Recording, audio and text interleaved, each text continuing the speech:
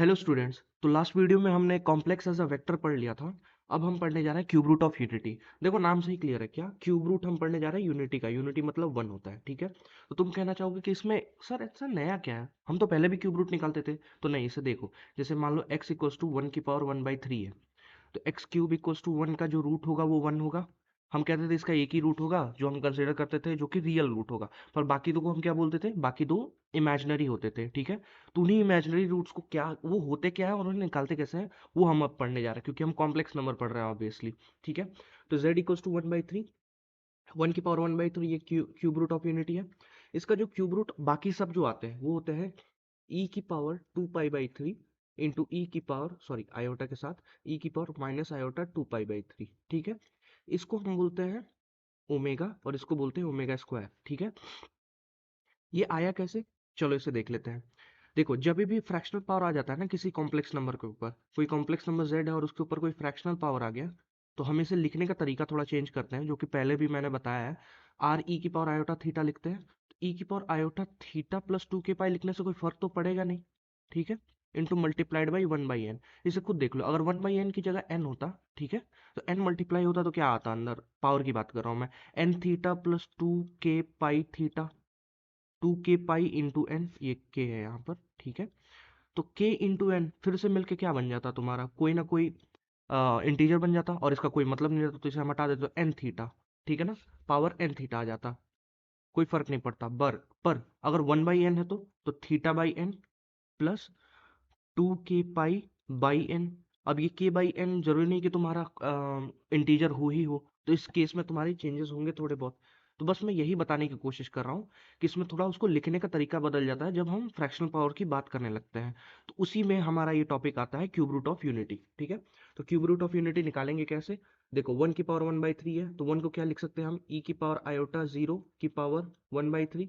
अब fractional power है तो आयोटा जीरो तो हम छोड़ेंगे नहीं, उसे हम ये लिखेंगे, ठीक है। वो लिखने के बाद से क्या आएगा, e⁻²2 k पाई/3। अब k की वैल्यूज रखते जाओ, इतना रखो ताकि k की वैल्यूज एलिमेंट ऑफ i है, और k की वैल्यूज इतना रखो कि जो ऊपर का जो वैल्यू है 2 k पाई/3, ये माइनस पाई से पाई के बीच में ही हो, क्योंकि हमारा आर्गुमेंट का ये लिमिट होता है, ठीक है। अब k की वैल्यू मैंने 0 रखी तो 1 आ गया, ठीक है। k की वैल्यू 1 रखी तो कितना है, e⁻²2 π/3। k की वैल्यू 2 रखी तो कितना आया, i/4π/3, ठीक है, कॉमा e⁻⁴π/3, ठीक है। अब देखो ये पाई के बाहर चला गया तो हम यहाँ रुक जाएंगे। चलो अब इसके पीछे चलते हैं, अब जीरो से पीछे चलते हैं, माइनस में चलते हैं, e⁻−i/2π/3, ठीक है। -1 रखा तो, -2 रखा तो फिर से वो बाहर चला जाएगा माइनस पाई के, तो ये होगा -4i/π/3। अब इंटरेस्टिंग बात देखो, इसमें 2 पाई ऐड करो यही हो जाएगा, इसमें 2 पाई ऐड करो ये हो जाएगा, ठीक है। तो सेम चीज ही हमें आ रहा है, तो हम इसे बोलते हैं एक समय के लिए ओमेगा, e⁻⁴ वाले को। और e⁻⁴ या फिर -2 पाई/3, 4 पाई/3 हम नहीं बोलेंगे क्योंकि वो हमारा प्रिंसिपल आर्गुमेंट इसी के बीच होना चाहिए। तो इसको हम बोलेंगे e⁻⁻²π/3, उसको हम बोलेंगे ओमेगा स्क्वायर, ठीक है। तुम खुद देख लो ना, इसका स्क्वायर करो, e⁻⁴ का स्क्वायर करो, क्या आएगा, e⁻⁴ ठीक है। तो ओमेगा और ओमेगा स्क्वायर ये दोनों एक दूसरे के हो गए।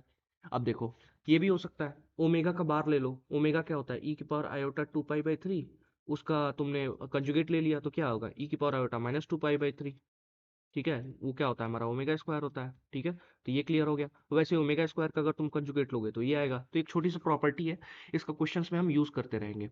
फिर देखो, अब देखो जो ओमेगा है तुम्हारा वो तुम्हारा क्यूब रूट है यूनिटी का। हाँ, तो ओमेगा का क्यूब करोगे तो हमेशा 1 आ जाएगा।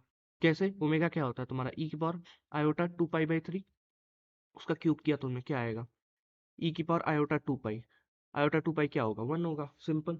तो जब भी थ्री का पावर या थ्री के मल्टीपल का पावर होगा ना तो वो वैल्यू 1 हो जाएगी। अब 3n+1 है तो 3n बाहर हो गया, ओमेगा बाहर हो गया, ये वैल्यू 1 और ये ओमेगा।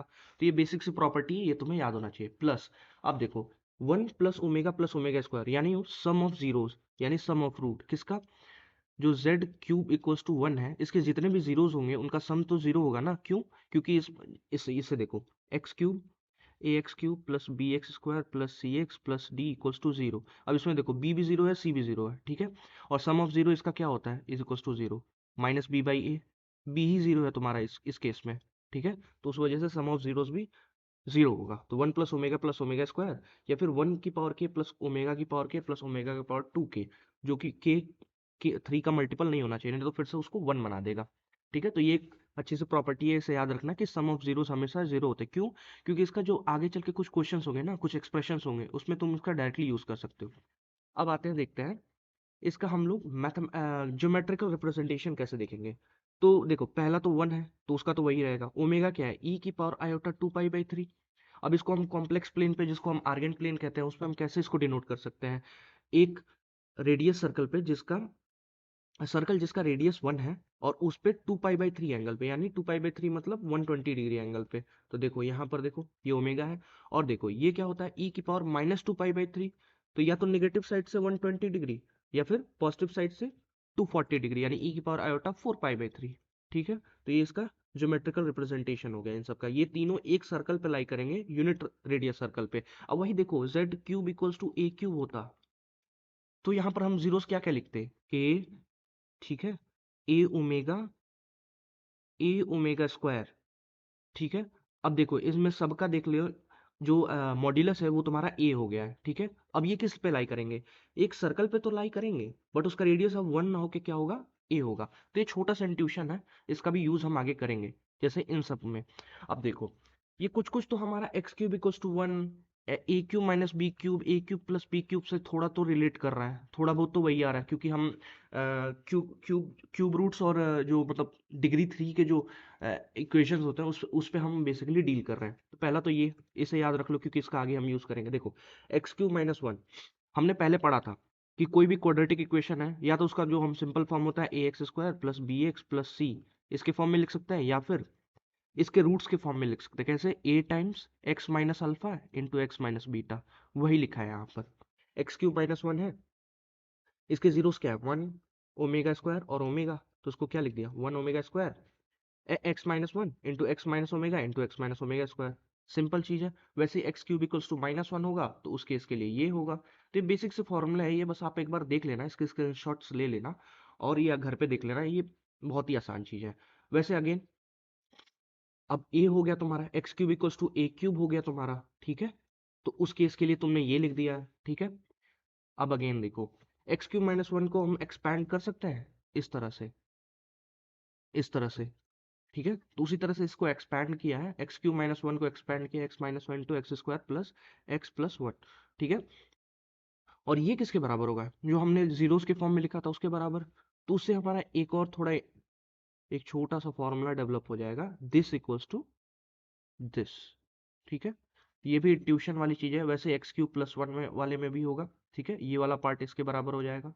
ठीक है, अब देखो, ये भी हमने पहले पढ़ा है, a cube plus b cube plus three cube c cube minus three a b c equals to a plus b plus c, हमने ये वाला पढ़ा है। ठीक है, और ओमेगा के फॉर्म में ये होता है। ये बस बेसिक से फॉर्मूला, इसको बस लिख लो, क्योंकि इसका आगे चल के एक्सप्रेशंस में यूज होगा। ठीक है, वहां से भी फिर से हम a plus b plus c, और हम आगे बोलते थे a plus b plus c equals to zero हो गया, तो a cube plus b cube plus c cube equals to three a b c, इसका भी आगे चल के एक क्वेश्चन में मैं यूज करूंगा, तो वहां देखना। ठीक है, फिर से यहाँ पर देखो, इसका एक्सपेंशन ऐसे लिख दिया, और इसका एक्सपेंशन ओमेगा के फॉर्म में ये होता है। कैसे आया वो मत देखो, बस ये होता है, इसे याद रख लो। ठीक है, फिर इससे हम फिर से कंपेयर करके ये लिख देंगे।